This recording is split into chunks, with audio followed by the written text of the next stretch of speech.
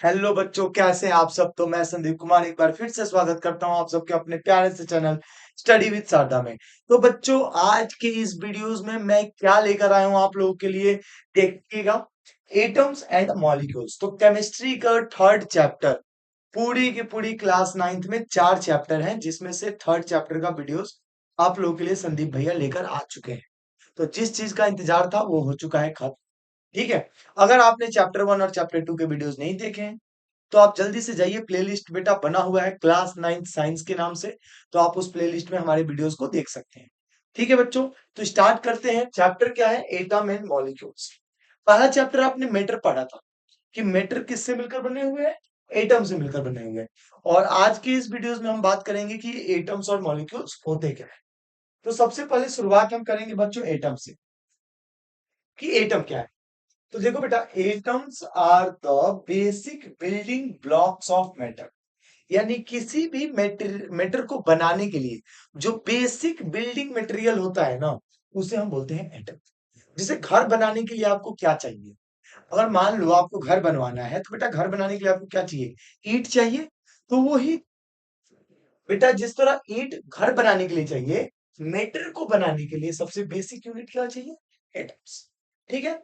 They are very small, ये बहुत छोटे होते हैं, and can not be seen with the necked eyes, और हम इसे अपनी खुली आंखों से नहीं देख सकते। ये इतने छोटे होते हैं कि हम इसे अपनी खुली आंखों से नहीं देख सकते। जैसे कि बेटा, ये आपको डिजिटल बोर्ड दिख रहा है, ये डिजिटल बोर्ड एक मैटर है, और ये एटम से मिलकर बना हुआ है, लेकिन आपको इसका एटम दिखाई थोड़ी दे रहा है। आपको तो डिजिटल बोर्ड दिखाई दे रहा होगा। An atoms has a nucleus. हर एटम के पास अपना एक खुद का न्यूक्लियस होता है, एट द सेंटर, जो कि एटम के सबसे बीच में होता है, जिसके पास होता है प्रोटॉन एंड न्यूट्रॉन। इसमें इलेक्ट्रॉन मिसिंग है। ठीक है। यहाँ पे बेटा सेंटर कंटेनिंग लिखा है, इसलिए प्रोटॉन और न्यूट्रॉन की बात हमने की है। देखो बेटा, जिस तरह से ये एटम है, इस एटम के पास देखो ये प्रोटॉन है और न्यूट्रॉन है। एटम्स के न्यूक्लियस के पास बेटा होता है, सेंटर में होता है न्यूक्लियस, जहां होता है प्रोटॉन और न्यूट्रॉन। चारों तरफ आप देख रहे होंगे ये कुछ गोल गोल से बने हुए हैं, इसे हम ऑर्बिट बोलते हैं बेटा। और ये नेगेटिव नेगेटिव साइन है, इन नेगेटिव साइन को हम बोलते हैं इलेक्ट्रॉन। क्या बोलते हैं मेरे प्यारे बच्चों? तो इसे हम बोलते हैं इलेक्ट्रॉन। क्या बोलते हैं? इलेक्ट्रॉन। ठीक है। तो एटम अब आपको समझ में आ गया कि किसी भी मैटर की सबसे बेसिक यूनिट जो होती है वो एटम होती है, जिसे हम अपनी खुली आंखों से नहीं देख सकते। एटम का एक सेंटर पार्ट होता है, जिसे न्यूक्लियस कहते हैं, और इसके पास होता है प्रोटॉन और न्यूट्रॉन। तो आई होप अभी तक की चीजें क्लियर हो गई होंगी। अब हम बात करेंगे एटम्स के अगले पॉइंट्स के बारे में। देखो, electrons revolve around the nucleus in orbit. अब जो इलेक्ट्रॉन होते हैं वो बेटा रिवॉल्व करते हैं around the nucleus. Around the nucleus का मतलब, बेटा ये देखो, ये आपका मान लो सेंटर बीच में है, जहां पे प्रोटॉन और न्यूट्रॉन है। आप इसे भी छोड़ दो, यहां देखो, यहां आपको बेटा दिख रहा होगा ये पॉजिटिव प्रोटॉन। पॉजिटिव क्या है बेटा? प्रोटॉन। और ये जो है आपका वो क्या है? न्यूट्रॉन। और ये एटम है। एटम के सेंटर में बेटा प्रोटॉन और न्यूट्रॉन है, और नेगेटिव देखो चारों तरफ घूम रहे हैं। तो ये जो गोल लाइन है, ये जो ब्लैक लाइन आपको दिख रही है, ये जो ब्लैक लाइन बेटा आपको दिख रही है, इसका हमने नाम रखा ऑर्बिट। क्या रखा है ना? ऑर्बिट। क्योंकि ऑर्बिट के ऊपर कौन घूमता है? तो ऑर्बिट के ऊपर ये जो घूम रहा है, इसका नाम है इलेक्ट्रॉन। क्या नाम है? इलेक्ट्रॉन। तो ये है पूरी एटम की कहानी, और ये चीजें होती है एटम के अंदर। Each element is made up of one kind of atom. जितने भी एलिमेंट्स होते हैं ना, वो अलग अलग प्रकार के एटम से मिलकर बने होते हैं, लेकिन उन एलिमेंट्स के अंदर जो एटम होते हैं वो एक दूसरे से अलग नहीं होते। जैसे मैं सोना की बात करूं, गोल्ड की बात करूं, तो गोल्ड भी एटम से मिलकर बना हुआ है, लेकिन गोल्ड के अंदर केवल गोल्ड के एटम होंगे। समझ रहे हो?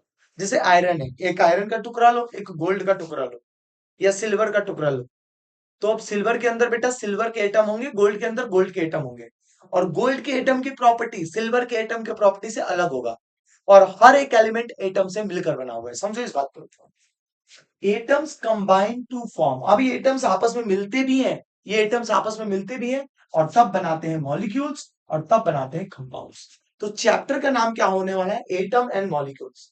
चैप्टर का नाम क्या था? Atoms and molecules. तो ये देख बेटा, ये जो एटम है वो क्या होता है, किसी भी एलिमेंट्स की सबसे छोटी यूनिट जिससे वो बना हुआ है। ये मान लो ये पेन दिख रहा है, ये जिससे बना हुआ है बेटा, ये एटम से बना हुआ है। ये डिजिटल बोर्ड जिससे बना हुआ है, ये एटम से बना हुआ है। ये सामने मेरे पास एक रिमोट दिख रहा है, ये रिमोट एटम से मिलकर बना हुआ है। हर एक चीज एटम से मिलकर बना हुआ है। अब ये जब एटम आपस में मिलते हैं, खुच खुच ऐसे आपस में मिलते हैं, एक साथ होते हैं, तो बनाते हैं बेटा मॉलिक्यूल्स और कंपाउंड्स। तो चैप्टर का नाम अब मुझे उम्मीद है कि क्लियर हो गया होगा कि एटम एंड मॉलिक्यूल्स में क्या चीजें हैं। अब देखो ये बेटा आपको क्या दिख रहा है, 79 प्रोटॉन्स। इसके अंदर आपको दिख रहा होगा कि 79 प्रोटॉन्स हैं, 79 प्रोटॉन्स हैं, 118 न्यूट्रॉन्स है, 79 इलेक्ट्रॉन्स हैं। बेटा ये किसके एटम की बात हो रही है, ये हो रही है गोल्ड की बात, ये हो रही है गोल्ड की बात। अब ये देखो गोल्ड का ये बेटा न्यूक्लियस है जहां प्रोटॉन और न्यूट्रॉन है, और ये जो घूम रहे हैं ना, एक दो तीन, ये गोल गोल वाटर बॉल्स जो आपको दिख रहे हैं, ये वाटर बॉल्स नहीं है, ये इलेक्ट्रॉन है। क्या है बेटा, इलेक्ट्रॉन है। तो आई होप समझ में आ गया होगा यहां तक चीजें। और अब हम बात करेंगे हाउ बिग आर एटम्स। अब ये परमाणु दिखने में कितने बड़े होते हैं, तो आओ मैं बताता हूँ। Atomic radius is measured in nanometer, यानी एटम्स की जो रेडियस होती है उसे हम नैनोमीटर में मेजर करते हैं। जैसे कि 1 नैनोमीटर बेटा होता है 10⁻⁹ मीटर, 10⁻⁹मीटर, बहुत छोटा। 10 बेटा 10 मतलब समझ में आता है कि हाँ 10, एक मतलब कि छोटा है। अब ये 10⁻⁹ मतलब 0.00000, बहुत छोटी यूनिट है बेटा। यानी एटम इतने छोटे होते हैं, इतने छोटे कि यही कारण है कि हम इसे खुली आंखों से नहीं देख सकते। ठीक है। अब ये रिलेटिव साइज और रेडियस की बात की गई है, जैसे कि एटम ऑफ हाइड्रोजन, हाइड्रोजन के एटम का रेडियस 10⁻⁻10। मॉलिक्यूल ऑफ वाटर, इसका रेडियस 10⁻⁹ ये कुछ आपको दिए गए हैं। जैसे मॉलिक्यूल ऑफ हेमोग्लोबिन, इसका रेडियस 10⁻⁸। मतलब ये जितने, जैसे हेमोग्लोबिन के एटम, मॉलिक्यूल। अब बोलोगे सर मॉलिक्यूल क्यों दिया है, क्योंकि यहाँ पे एटम्स कंबाइंड है। तो जब एटम्स कंबाइंड होते हैं तो मॉलिक्यूल बनाते हैं। तो इससे ये पता चल रहा है कि ये एक्स्ट्रा टॉपिक मैंने इसलिए ऐड किया हुआ है कि आप समझो इस चीज को कि एटम्स कितने बड़े होते हैं। मैं ऐसे इंप्रेशन दे रहा हूँ कि कितने बड़े होते हैं, जो बहुत बड़ा हो।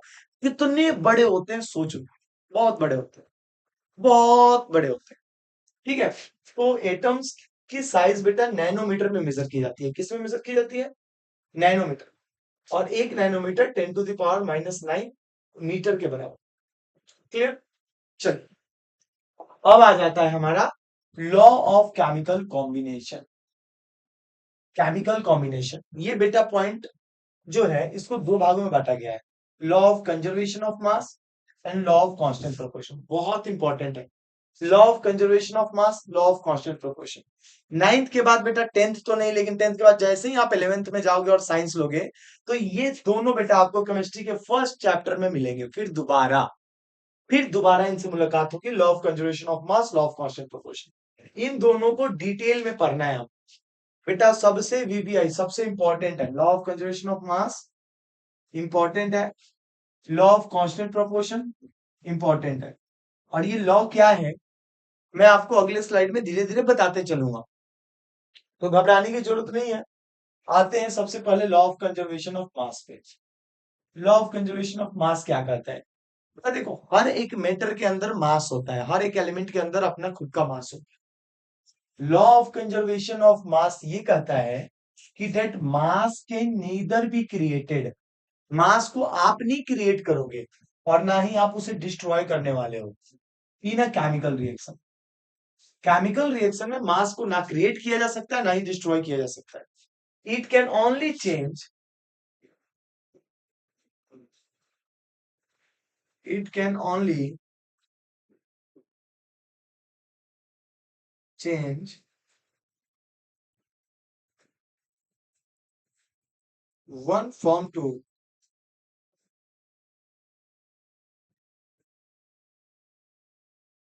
अनदर। इसे हम केवल एक फॉर्म से दूसरे फॉर्म में ला सकते हैं, ना ही हम इसे क्रिएट कर सकते हैं, ना ही डिस्ट्रॉय कर सकते हैं। Law of conservation of mass क्या कहता है, जैसे कि देखो आपको मैं बताऊं कि ये हाइड्रोजन और ये ऑक्सीजन जब आपस में मिले तो क्या बना है, H2। अब आपके मन में आ रहा होगा कि हाँ हाइड्रोजन दो है, सॉरी बच्चों, यहाँ हाइड्रोजन तो है और उधर दूसरी तरफ हाइड्रोजन तो है। यहाँ ऑक्सीजन तो है और यहाँ तो ऑक्सीजन एक ही है।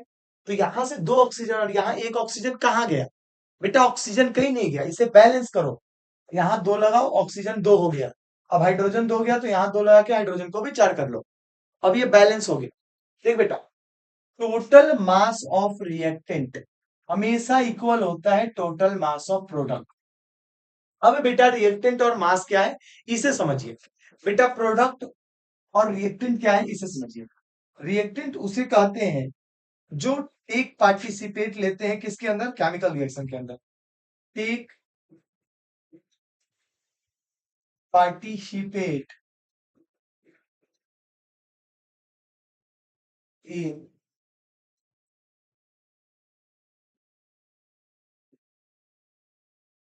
केमिकल रिएक्शन, जो केमिकल रिएक्शन में पार्टिसिपेट ले उसे हम बोलते हैं बेटा रिएक्टेंट। और प्रोडक्ट आफ्टर केमिकल रिएक्शन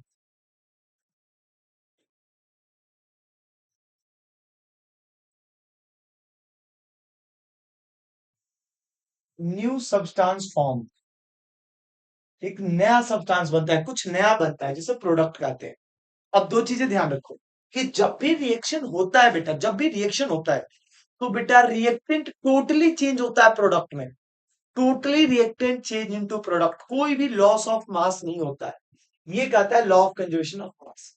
अच्छा ये किसने दिया था? तो ये दिया था हमारे लेवोजियर साहब ने।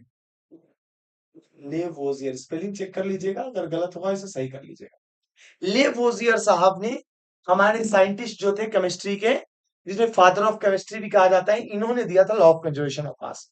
इन्होंने बताया कि देखो कहीं भी अगर केमिकल रिएक्शन हो रहा है तो जितनी चीजें रिएक्शन में होंगी उतना ही हूबहू प्रोडक्ट में भी बनेगा। मास कभी भी खत्म नहीं होगा। ठीक है बेटा, बस उनका फॉर्म बदल जाएगा, एक रूप से वो दूसरे रूप में जाते हैं। मास का लॉस नहीं होता है। जैसे ये देखो, दो हाइड्रोजन, दो ऑक्सीजन, दो हाइड्रोजन। अब देखो कैसे बनाए, दो हाइड्रोजन के साथ एक ऑक्सीजन चला गया, फिर ये ऑक्सीजन दो के साथ चला गया और एक इनके साथ चला गया।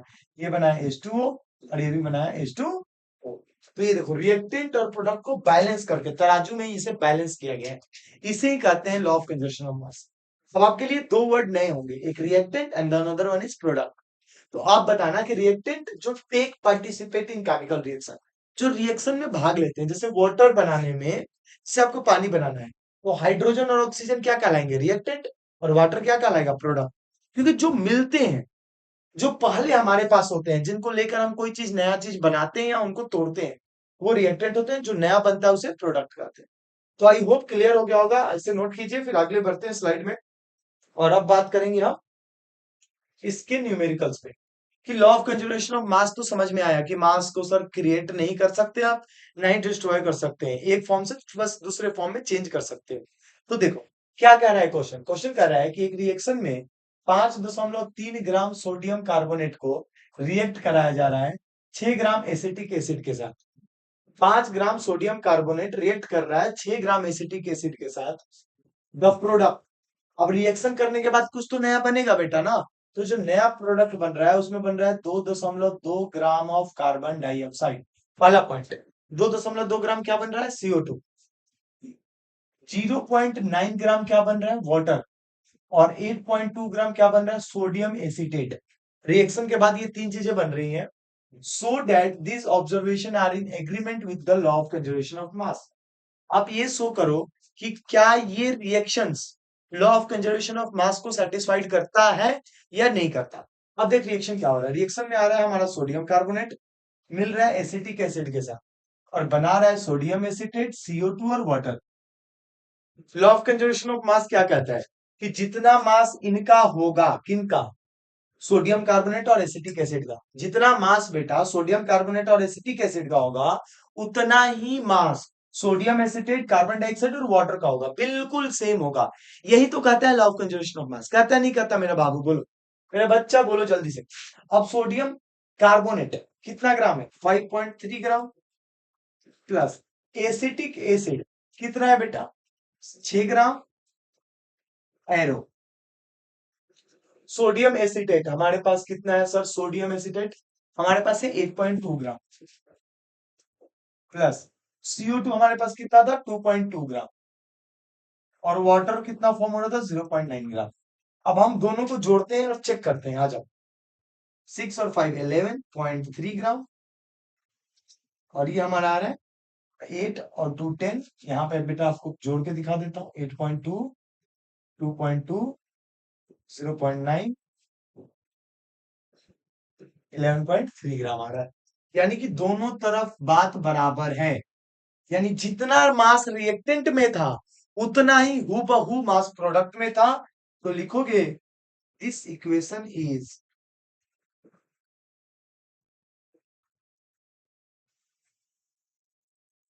Balanced and follow law of conservation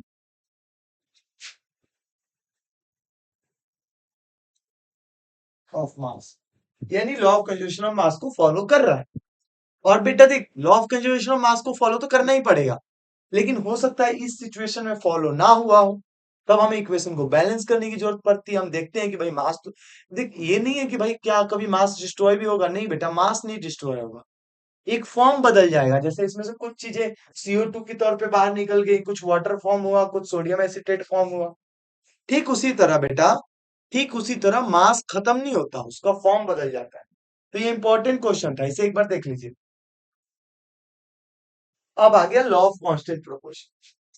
अब आ गया हमारा लॉ ऑफ कांस्टेंट प्रोपोर्शंस।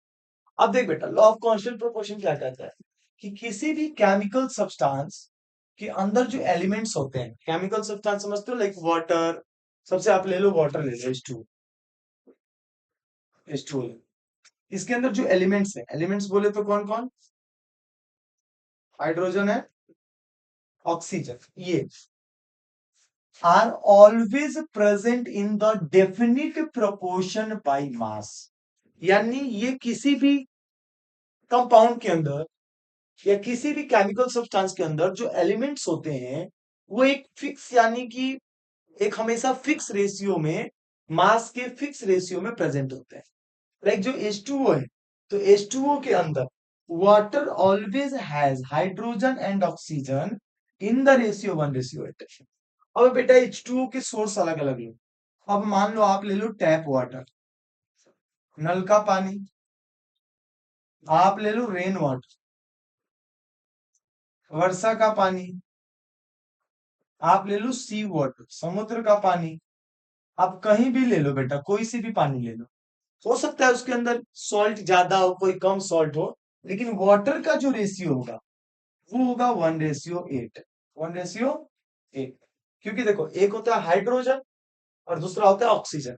अब देख, वाटर में हाइड्रोजन कितने हैं, 2 है, तो हाइड्रोजन 1 × 2 2। और ऑक्सीजन का मास कितना है, ऑक्सीजन का मास है हमारा 16। अब इसे कैंसिल आउट कर लो, कैंसिल आउट कर लो, कैंसिल आउट करोगे तो आ जाएगा 1:8। समझ में आ रहा है। अब तुम टेप वाटर ले लो, रेन वाटर ले लो, सी वाटर, समुद्र से पानी निकालो, अरे भाई तेरा जहां से मन करे वहां से तू पानी निकाल, लेकिन रेशियो इज ऑलवेज 1:8।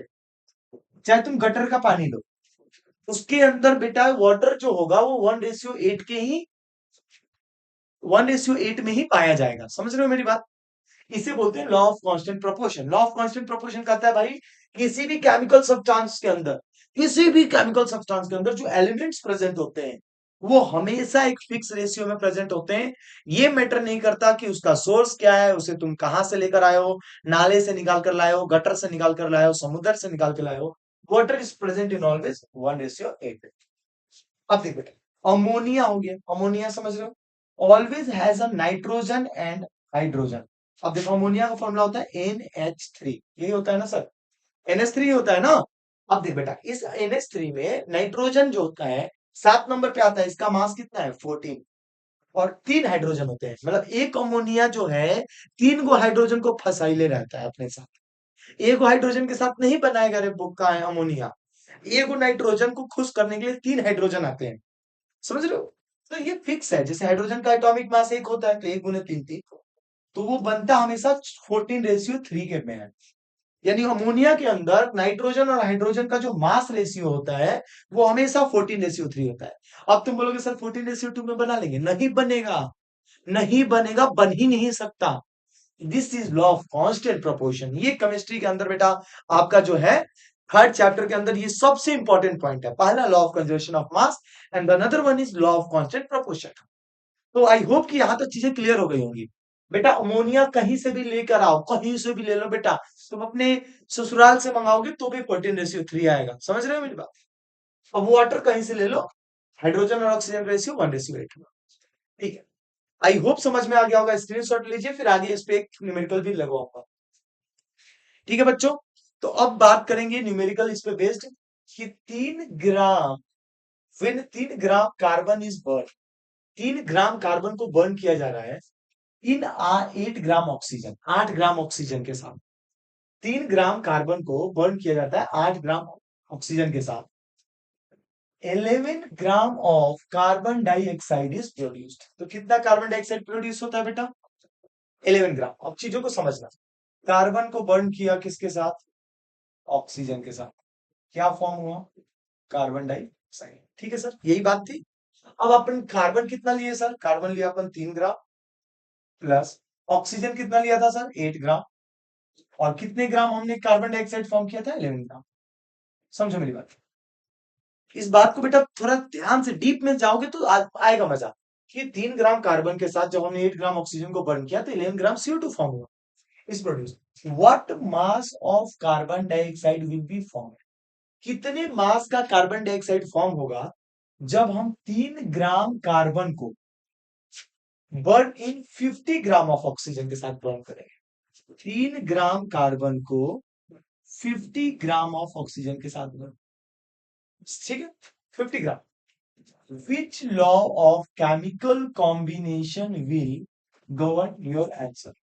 और कौन से केमिकल कॉम्बिनेशन के दो लॉ होते हैं? एक लॉ ऑफ कंजर्वेशन ऑफ मास और एक होता है लॉ ऑफ कांस्टेंट प्रोपोर्शन। तो ये किस रूल को वैलिड करेगा, क्या बनाएगा?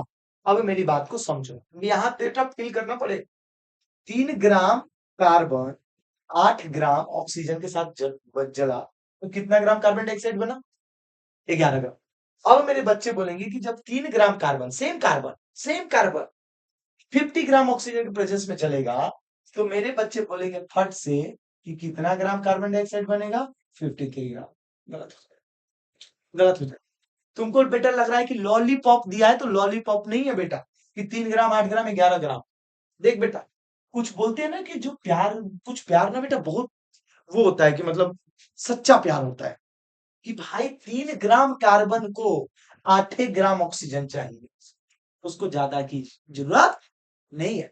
3 ग्राम कार्बन को 8 ग्राम ही ऑक्सीजन चाहिए, तो यहाँ 3 ग्राम कार्बन को 8 ग्राम ही ऑक्सीजन लेगा और 11 ग्राम ही कार्बन डाइऑक्साइड बनेगा। बाकी जो बचेगा 53 यानी 11 ग्राम CO2 माइनस कर दो, CO2 माइनस कर दो, क्या बचेगा सर? CO2 माइनस कर दो, 53 में से 11 माइनस करो, 3 में से 1 गया 2 और 5 में से 1 गया 42 ग्राम। क्या बन जाएगा? ये बन जाएगा सर ऑक्सीजन, जो रिलीज होगा 11 ग्राम ही कार्बन डाइऑक्साइड बनेगा। और इसे ही बोलते हैं, कौन से लॉ को वैलिड कर रहा है? ये कर रहा है law of constant proportion, law of constant proportion. तो मैंने अभी भी बच्चों को समझ में नहीं आया, अभी भी समझ में नहीं आया भाई। क्वेश्चन कर रहा था कि 3 gram carbon dioxide 8 gram oxygen को फंसा लिया। 3 ग्राम कार्बन डाइऑक्साइड को 8 ग्राम ऑक्सीजन के साथ जलाया जाता है, ऐसे गुलू गुलू कराया जाता है, तो ये 11 ग्राम कार्बन डाइऑक्साइड बनता है। कितना ग्राम? 11 ग्राम। अब फिर से तुम कार्बन डाइऑक्साइड कितना फॉर्म होगा? What mass of CO2 will form? What mass of CO2 form जब 3 ग्राम कार्बन को 50 ग्राम ऑक्सीजन के साथ बर्न करोगे? बोलोगे सर गलत बात, जब 3 ग्राम को तुम 50 ग्राम दोगे वो लेगा नहीं, उसको 8 ग्राम चाहिए, तब भी आपका 11 ग्राम ही CO2 बर्न होगा। और which law of chemical combination follow करेगा? Law of constant proportion. ये कहता है कि सोर्स मैटर नहीं रखता बेटा, 3 ग्राम कार्बन को हमेशा 8 ग्राम ही ऑक्सीजन चाहिए, इससे ज्यादा उसको नहीं चाहिए। तो बेटा 3 ग्राम कार्बन को जब सेम हम 50 ग्राम ऑक्सीजन दे रहे हैं तो वो 8 के साथ जल के 11 ग्राम CO2 फॉर्म करेगा, बाकी 42 ग्राम बच जाएगा। 42 ग्राम CO2 नहीं आएगा मेरा बच्चा, मेरा बाबू, मेरा सोना बाबू। ठीक है, अब देखो अगले क्वेश्चन की ओर बढ़ते हैं। मुझे उम्मीद है कि ये क्वेश्चन तो आप लोगों ने नोट कर लिया होगा, तो अब अगले क्वेश्चन की बढ़ते हैं। अब ये देख रहे हो बेटा, ये तुम्हारे ससुर जी जो है वो है डॉल्टन अंकल। बोलोगे सर हमारे ससुर का नाम डॉल्टन नहीं। कोई बात नहीं बेटा, थोड़ी देर के लिए समझ लो कि डॉल्टन की एटॉमिक थ्योरी अब क्या कहती है। अब तो एक चीज पता चल गया कि जितने भी मेटेरियल है, जो मैटर है, जो बेटा मैटर है, वो किससे मिलकर बना हुआ है? एटम से। किससे मिलकर बना हुआ है बाबू मेरा सोना, बाबू मेरा बच्चा? एटम से मिलकर बना। आइटम मत बोल देना बेटा, एटम। किससे? एटम से। हाँ। तो अकॉर्डिंग टू डॉल्टन अंकल, अब डॉल्टन अंकल ने क्या बोला, अपनी एटॉमिक थ्योरी दी, वो अपनी थ्योरी दिया, अपनी एक पूरी थ्योरी बनाई, और उन्होंने बोला कि ऑल मैटर, जितने भी मैटर्स हैं, वेदर एन एलिमेंट, चाहे वो एलिमेंट ही क्यों ना हो, चाहे वो कंपाउंड ही क्यों ना हो, और चाहे वो मिक्सचर ही क्यों ना हो, चाहे वो एलिमेंट हो, चाहे वो मिक्सचर हो, चाहे वो मेटर हो, is made up of small particles. ये सब छोटे छोटे पार्टिकल से मिलकर बने हुए हैं, जिसका नाम है एटम। जिसका नाम इन्होंने क्या बोला? एटम। डॉल्टन ने अपनी एक थ्योरी दी। अभी मैं जो चीज बताने क्या रहा हूं ना, वो डॉल्टन एटॉमिक थ्योरी में है। डॉल्टन ने अपनी थ्योरी में क्या बोला कि each and every elements are made up of atom. चाहे कोई भी हो, चाहे वो एलिमेंट हो, चाहे वो कंपाउंड हो, चाहे वो मिक्सचर हो, हर एक चीज एक छोटे छोटे छोटे छोटे पार्टिकल से मिलकर बना हुआ है, जिसका नाम है बेटा एटम। समझ में आया? इसके अंदर डॉल्टन अंकल ने क्या क्या बातें कही, पहले आप इसे नोट करो, फिर मैं आगे बढ़ता हूँ। स्क्रीनशॉट ले लिया होगा, मुझे उम्मीद है। तो अगर ये दो पेज दो बार आ गया क्या, ये पेज? अच्छा, ये पेज दो बार आ गया, कोई नहीं, इसको हटा देते हैं। अब देखो बेटा, अब डॉल्टन अंकल ने अपनी थ्योरी में क्या क्या बातें कही, इसको देखिएगा। अब आता है postulates of Dalton atomic theory. क्या क्या बातें थी? सबसे पहले बात उन्होंने बोली कि जितने मैटर है वो made up of very tiny particles called atom. ये बार बार मैं बात बोल रहा हूं कि हर एक मैटर छोटे छोटे टाइनी पार्टिकल से मिलकर बना हुआ है, जिसका नाम उन्होंने दिया मैटर। जिसका नाम क्या दिया बेटा? मैटर दिया। ठीक है, सॉरी, जिसका नाम क्या दिया? एटम दिया। हर एक मेटल छोटे छोटे टाइनी पार्टिकल से मिलकर बने हुए हैं, जिसका नाम इन्होंने एटम दिया। फिर बोला atoms can not be created. भाई एटम्स को तुम नहीं क्रिएट कर सकते, ना तुम डिवाइड कर सकते हो, ना ही डिस्ट्रॉय कर सकते हो केमिकल रिएक्शन के दौरान। जो बातें आगे गलत हो गई, क्योंकि एटम्स को डिस्ट्रॉय नहीं, डिवाइड जो वाली बात जो बोली ना कि atoms can not be divided into further parts, ये बात गलत हो गई आगे चलकर। बट कोई नहीं।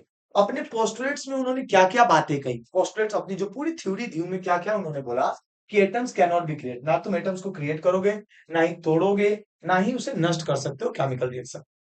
दूसरी बात कि atoms of the same elements are exactly the same in mass and properties. इसका मतलब ये हुआ कि जैसे एक गोल्ड है तुम्हारे मामा के घर, और एक गोल्ड है मेरे मामा के घर, तो दोनों के मामा के घर सोना है, चोरी कर लिया जाए। चोरी करने की बात नहीं कर रहा।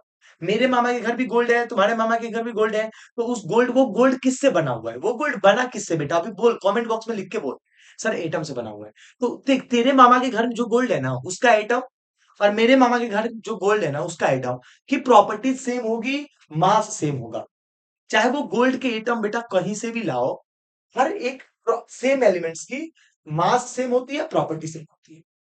अब तुम गोल्ड का कंपटीशन आयरन से मत कराने लग जाना कि बोलो कि गोल्ड के एटम का मास और आयरन के एटम का मास अलग अलग होगा या सेम होगा। बेटा अलग अलग होगा, क्योंकि एटम्स ऑफ डिफरेंट एलिमेंट्स, अगर अलग अलग एलिमेंट्स है लाइक गोल्ड है और आयरन है, तो उनकी मास भी डिफरेंट होगी और प्रॉपर्टीज भी डिफरेंट होगी। क्योंकि आयरन उतना साइन नहीं करता जितना गोल्ड करता है। तो गोल्ड और आयरन का कंपैरिजन है क्या? दोनों सेम हो सकते हैं? नहीं हो सकते, क्योंकि वो डिफरेंट एलिमेंट्स है। तो इन्होंने बोला, हमारे डॉल्टन अंकल ने बोला कि देख बाबू, हर एक मेटल एटम से मिलकर बना हुआ है। एटम्स को ना तो तोड़ सकता है, ना बांट सकता है, ना ही बना सकता है। फिर क्या बोला हमारे डॉल्टन अंकल ने? फिर हमारे डॉल्टन अंकल ने बोला कि देख, एक ही एलिमेंट्स के मास सेम होते हैं, और अलग अलग एलिमेंट्स के मास अलग अलग होते हैं, प्रॉपर्टीज भी अलग अलग होती है। फिर बोलो, देखो क्या बोला उन्होंने। बोला atoms combine in simple whole number ratio to form compound.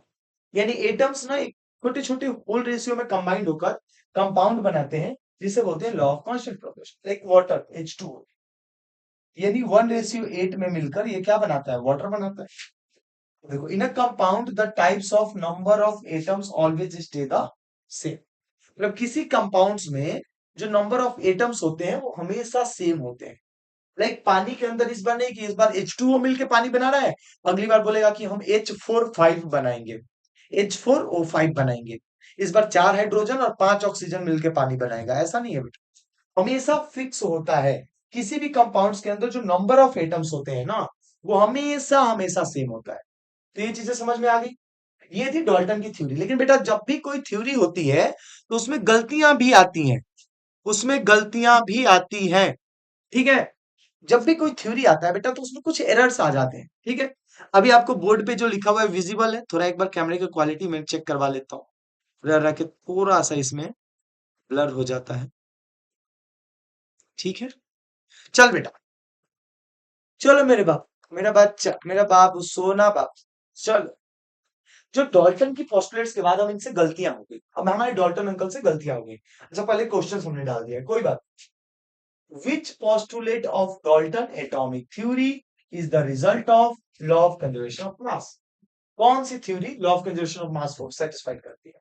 तो देख बेटा, atoms of same elements have same mass and same chemical properties. ये बेटा होती है law of conservation of mass, यानी लॉ तीसरा है।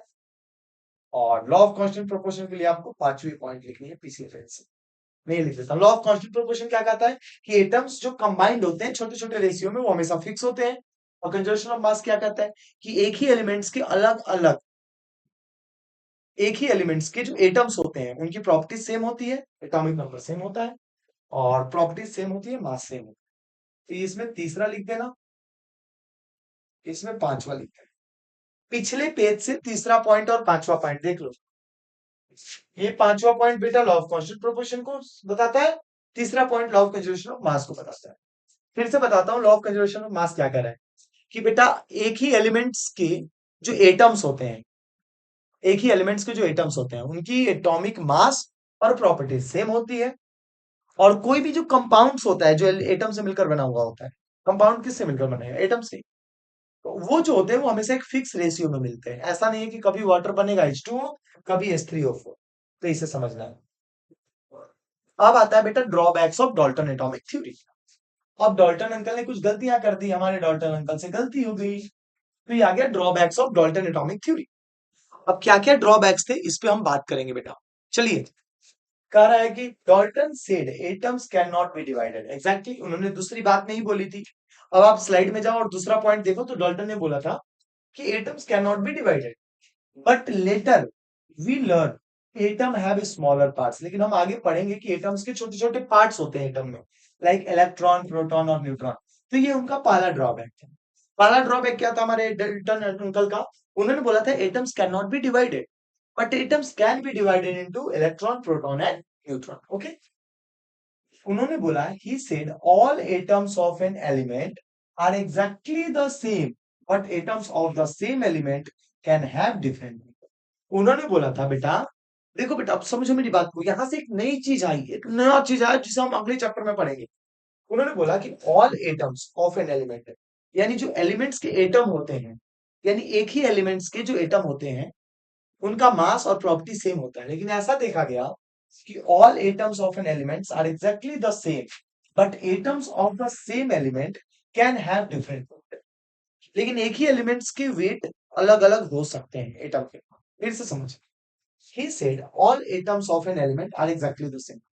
इन्होंने बोला कि एटम्स के जो एलिमेंट्स होते हैं, सॉरी एलिमेंट्स के जो एटम होते हैं, एलिमेंट्स के जो एटम होते हैं वो एग्जैक्टली क्या होते हैं? सेम होते हैं, यानी बिल्कुल एक जैसे होते हैं। बट ऐसा देखा गया कि जो एलिमेंट्स के एटम होते हैं, एक ही एलिमेंट्स के जो एटम होते हैं, कैन हैव डिफरेंट, उनके डिफरेंट वेट हो सकते हैं, जिसे कहा गया आइसोटॉप, जिसे हम अगले चैप्टर में पढ़ेंगे।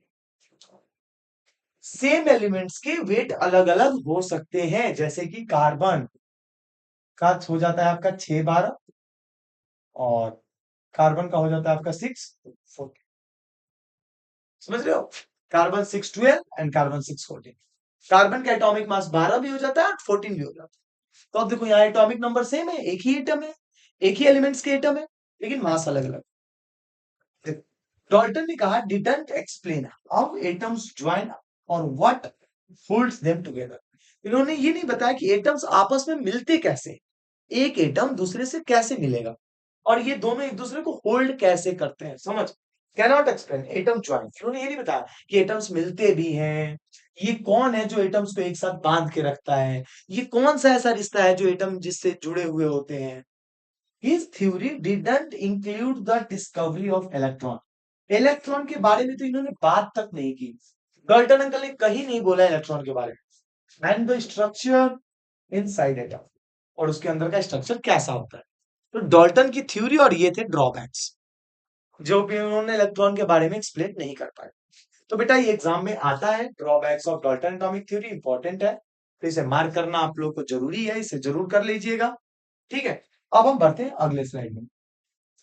तो अगले स्लाइड में बढ़ेंगे तो बात होगी कि modern day symbol of elements, कि आजकल मॉडर्न डे में एलिमेंट्स को सिंबल को कैसे रखा है।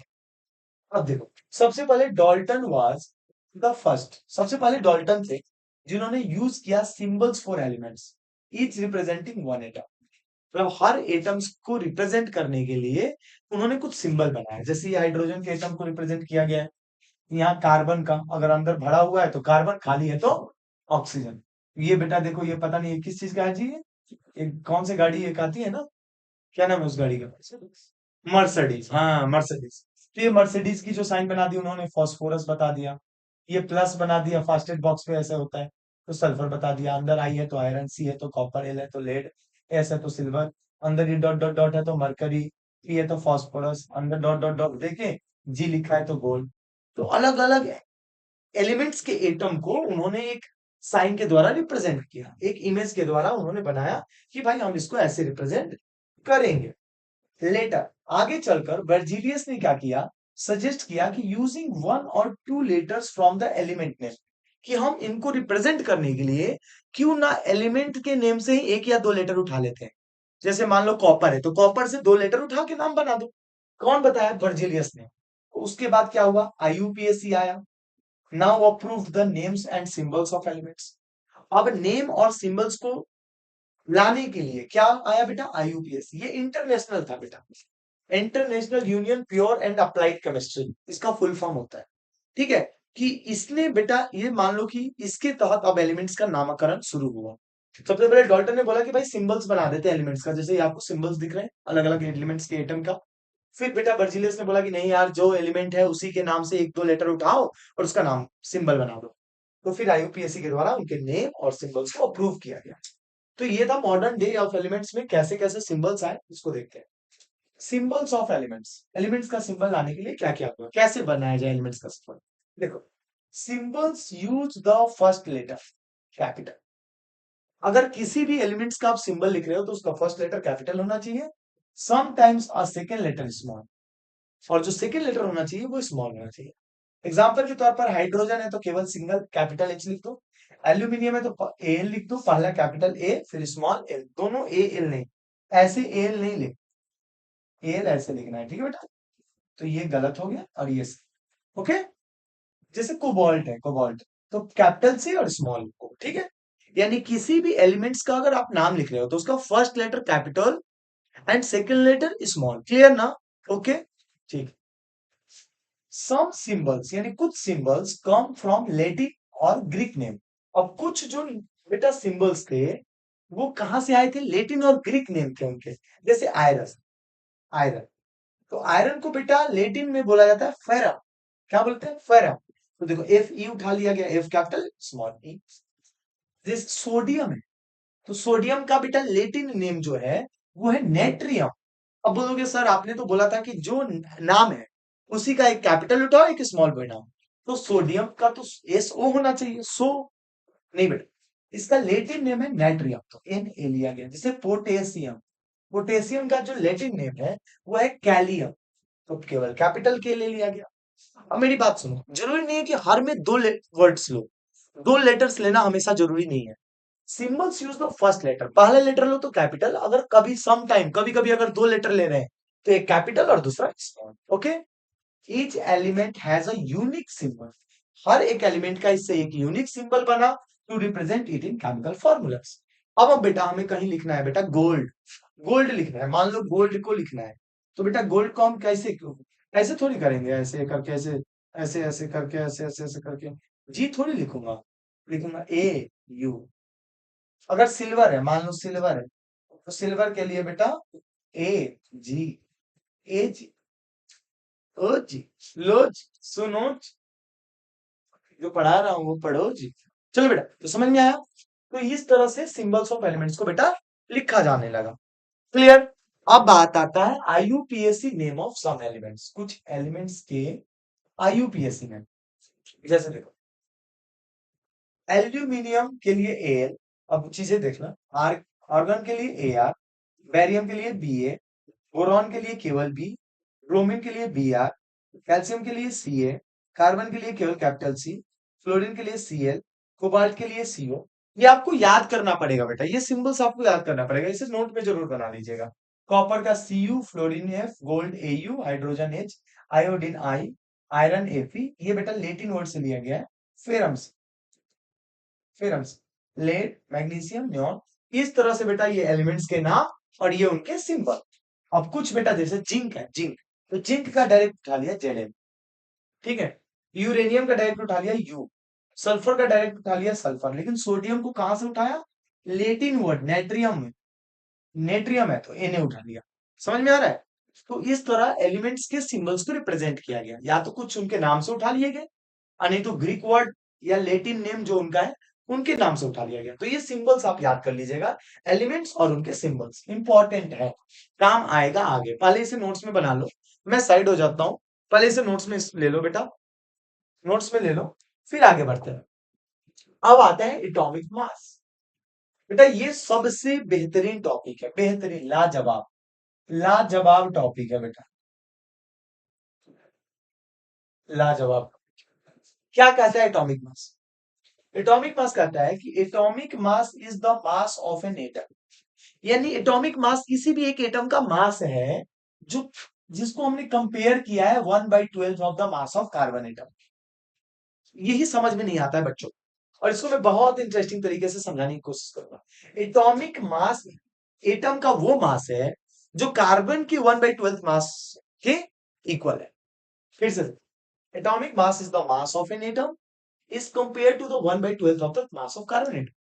बेटा कार्बन के मास को क्यों लिया गया स्टैंडर्ड, भाई इसको तो मैं आगे बता दूंगा, कार्बन ही क्यों लिया गया सर, तो देखो, Dalton introduced the idea that each element has a fixed atomic mass।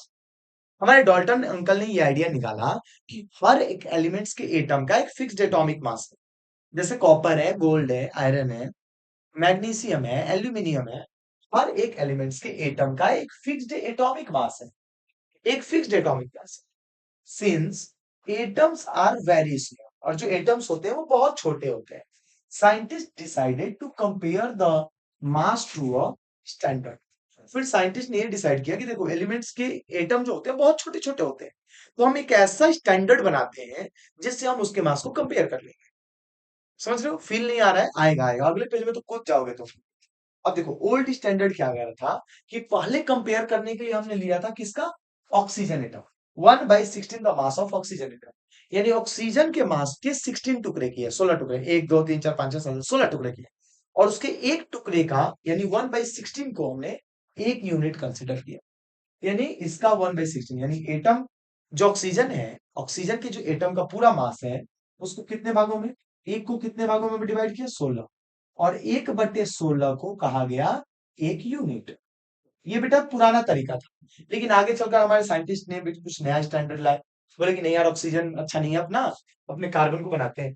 तो 1/12 of the mass of carbon atom as one atomic mass unit, यानी कार्बन का जो मास है 12, इसके कितने टुकड़े करो, 12 टुकड़े, 12 टुकड़े कर लो, 12 टुकड़े का जो एक टुकड़ा होगा 1/12, यानी 12 टुकड़ों का एक टुकड़ा जो होगा उससे कंपेयर कर दो। This is atomic mass unit. Atomic mass unit is a mass of एक छोटा एटम, एक छोटे एटम का मास, जिसको हम कंपेयर करते हैं 1/12 of carbon atom, 1/12 of carbon atom, 1/12 of carbon atom. Atomic mass is the mass of atom, एक एटम का मास जिसको कंपेयर किया गया 1/12 of the mass of carbon atom, कि भाई तू कार्बन के 1/12 का कितना है, कितना है तू, this is atomic mass unit. अब आगे आएगा और मजा, आएगा मजा, क्योंकि मैं लेकर आया हूं वाटरमेलन, और अभी आपको जूस निकाल के पिलाऊंगा, तरबूजे का जूस, वाटरमेलन जूस, मौसम्मी नहीं बेटा, तरबूजा। इस तरबूजे को मान लो ये हमारा कार्बन है, ये बेटा मेरा कार्बन है, ये कार्बन है मेरा। इस कार्बन के कुछ करके कितने टुकड़े करूंगा? 12 टुकड़े। 12 टुकड़े, 12 इक्वल पार्ट्स। कितने पार्ट्स बेटा? 12 equal parts. How much parts बेटा? 12 इक्वल पार्ट्स। अब इन 12 इक्वल पार्ट्स का ये जो वन पार्ट्स है, this is one atomic mass unit. अगर इसे फिल करो तो वन एटॉमिक मास यूनिट। यानी अब इससे कंपेयर करो, इससे कंपेयर करो कि भाई तुम्हारा हाइड्रोजन का मास कितना है, इसका मास कितना है। लाइक इमेजिन करो, इमेजिन कराता हूँ तुमको, फील कराता हूँ बेटा। एक carbon atom is like a watermelon. Carbon atom एक तरबूज की तरह है जिसका वेट 12 केजी है। अब आप अपने घर में 12 केजी का एक तरबूज खरीद कर लाओ। देन क्या करो? Hydrogen atom is like a grape. अब हाइड्रोजन एटम क्या है? अंगूर है बेटा, अंगूर। अंगूर खाए हो कभी? तो अंगूर है। That weight is about 1 kg, जिसका वेट 1 केजी है। And oxygen atom is like a pine. और जो ऑक्सीजन है वो पाइन है जिसका वेट 16 केजी। अब आप देखो, अब आप देखो कि सबसे ज्यादा वेट किसका हुआ? पाइन का, जो ऑक्सीजन जिसको हमने माना है। और सबसे कम वेट किसका हुआ? ग्रेप, यानी जिसको हमने हाइड्रोजन माना है। ठीक है। और बीच में कौन है? कार्बन। कार्बन जिसका वेट 12 केजी है। वी कॉल, हम क्या बोलेंगे? Watermelon carbon 12 unit. यानी वाटरमेलन का जो एटॉमिक मास यूनिट है वो 12 यूनिट है। और ग्रेप का जो एटॉमिक मास यूनिट है वो 1 यूनिट है। और पाइन का जो एटॉमिक मास यूनिट है वो 16 यूनिट है। पाइन का जो एटॉमिक मास यूनिट है वो 16 यूनिट है। कैसे? समझो इस बात को। क्योंकि देख बेटा, कार जो हमारा तरबूज था वो 12 केजी था। 12 केजी के कितने पार्ट्स किए हमने? 12 पार्ट्स। तो एक पार्ट्स में कितना केजी आया? 1 केजी। यही आएगा ना बेटा, समझ दो, फील तो कर ले। मान ले तरबूज खरीद के लाया 12 केजी, 12 टुकड़े कर दिए बराबर बराबर बराबर, तो हर एक पार्ट्स में 1 केजी आएगा। अब हाइड्रोजन एटम एक ग्रेप की तरह है, अंगूर की तरह। और उस अंगूर का वेट 1 केजी है, तब हम बोलेंगे, अगर उस अंगूर का वेट 1 केजी है, तब हम बोलेंगे कि हाइड्रोजन का एटॉमिक मास यूनिट 1 यूनिट है। अब सब, अगर अंगूर का वेट 2 केजी होगा तो सर जी, अगर अंगूर का वेट 2 केजी होगा तो सर जी, तो देखो बेटा, 1 KG is 1 unit. 1 KG is 1 unit. यहाँ पे फील लेने के लिए 1 KG is 1 unit. 1 KG is 1 unit. फिर से आ जाओ, फिर से आओ। 1 केजी इज 1 यूनिट। तो अगर 1 केजी 1 यूनिट, तो अगर तुम्हारा अंगूर नहीं, तुम्हारा हाइड्रोजन 2 केजी का, तो हाइड्रोजन का atomic mass unit is 2 KG. अब देख बेटा, अब फील कर। अब हम किससे कंपेयर कर रहे हैं? यानी कि कार्बन का वेट 1/12 यूनिट, 1/12 पार्ट, 1/12 पार्ट। ये क्या हो गया? 1/12 part of carbon atom is called 1 unit of atomic mass unit. Yes, यानी कार्बन का 1/12 पार्ट जो होगा वही होगा 1 एटॉमिक मास यूनिट। ठीक है। तो ये चीजें समझ में आ गई, इसे नोट कर लेना बेटा, ये सबसे इंपॉर्टेंट था। अब आता है atomic mass of few elements. जैसे कुछ अब एलिमेंट्स के एटॉमिक मास दिए हैं, तो ये बेटा लर्न करने वाला सेक्शन है। लर्न करें, इसे लर्न कर लें, इस पे नहीं नस जोड़ना है। हाइड्रोजन का 1, कार्बन का 12, nitrogen 14, oxygen 16, sodium 23, magnesium 12, 24, sulphur 32, chlorine 35.5, calcium 40। ये बेटा इंपॉर्टेंट है, ये न्यूमेरिकल्स में काम आएगा। किस में काम आएगा? न्यूमेरिकल्स के लिए इंपॉर्टेंट है। न्यूमेरिकल्स आएंगे तो उसमें कुछ हेल्प मिलेगा बेटा इससे। अब देखो बेटा, यहाँ एटॉमिक मास यूनिट को डिफाइन किया था। Atomic mass is the mass of an atom. किसी भी एलिमेंट्स के लिए एटॉमिक मास उसका मास ऑफ एटम होता है, जिसको कंपेयर किया गया है 1/12 ऑफ कार्बन मास से। 1/12 ऑफ कार्बन मास से, 1/12 ऑफ कार्बन मास से। किसी भी एलिमेंट्स के एटम को 1/12 ऑफ कार्बन एटम से कंपेयर करना, उसका एटॉमिक मास यूनिट कहलाता है। That's it. बस यही तो बोलना है। पूरा कार्बन एटम से कंपेयर नहीं करने का, कार्बन का 1/12 करने का, फिर इसको कंपेयर कर लो, कंपेयर कर लोगे तो आ जाएगा एटॉमिक मास यूनिट। अगर अभी फील नहीं आया तो एक दो बार देखो, देखने के बाद आ जाएगा। देखने के बाद कैसा कैसा फील हुआ आधी आधी रात में। ठीक है।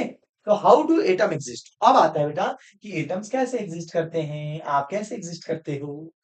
तो बेटा ये देख, हाउ डू एटम एग्जिस्ट, कैसे एग्जिस्ट करेंगे बेटा। तो देखो, most atoms can not exist अकेला। कुछ एटम्स अकेले नहीं पाए जाते, वो सिंगल नहीं होंगे। कैसे होंगे? They combine to form molecules और आयंस। वो आपस में मिलकर या तो मॉलिक्यूल्स बनाते हैं, नहीं तो आयंस बनाते हैं।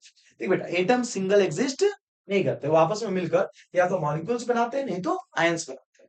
देखो, these molecules and ions join in large number to make the matter we see around us. और यही मॉलिक्यूल्स और आयन आपस में मिलकर मैटर बनाते हैं जो हम अपने अगल बगल देखते हैं। आप अपने अगल बगल जितने मैटर देख रहे हो बेटा, जितना मैटर, मैटर वो नहीं कि भाई बवाल हो गया कोई किसी को मार दिया, वो मैटर नहीं। जैसे कि digital board, book, notebook, AC, cooler, आपकी गर्लफ्रेंड, सब मैटर है बेटा, सब मैटर। ठीक है। So everything we see is made up of group of atom, not single atom. इसीलिए जो भी चीज हम अपने अगल बगल देख रहे हैं वो ग्रुप ऑफ एटम है, सिंगल एटम नहीं है। देखो सिंगल एटम एग्जिस्ट नहीं करता। ये कंबाइंड होते हैं और मॉलिक्यूल्स और आयंस बनाते हैं। कौन कंबाइंड होते हैं? एटम्स कंबाइंड होकर मॉलिक्यूल्स आयंस बनाते हैं। मॉलिक्यूल्स और ions join in large number, ज्यादा नंबर में ज्वाइन होते हैं और मैटर बनाते हैं जिसे हम अपने अगल बगल देखते हैं। तो हम अपने अगल बगल जिन चीजों को भी देख रहे हैं वो एक सिंगल एटम से नहीं बना हुआ है, वो ग्रुप ऑफ एटम से मिलकर बना हुआ है। तो इस प्रकार एटम एग्जिस्ट करते हैं। जैसे कि ये देखो मॉलिक्यूल बना, एटम से मिलकर क्या बनाएंगे? मॉलिक्यूल्स। और एटम ही मिलकर क्या बनाएंगे? आयंस। अब यहाँ देखो, ये दिख रहा है, एक दो तीन चार, ये आपस में यूं जुड़ गया। ये जुड़ गया तुझसे मेरा नाता, यूं जुड़ गया तुझसे। ठीक है, ये ऐसे जुड़।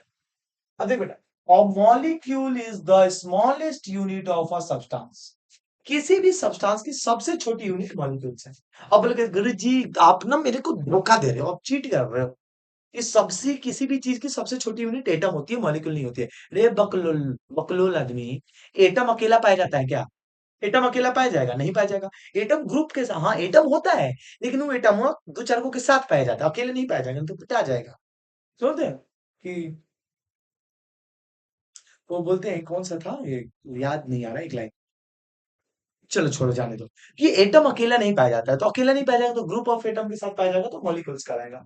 तो किस मॉलिक्यूल को भी बोल सकते हैं smallest unit of substance, made up of two or more atoms bonded together. जो ये दो या दो से अधिक एटम्स के मिलने से बॉन्डेड टुगेदर होता है, यानी आपस में मिलकर बनता है।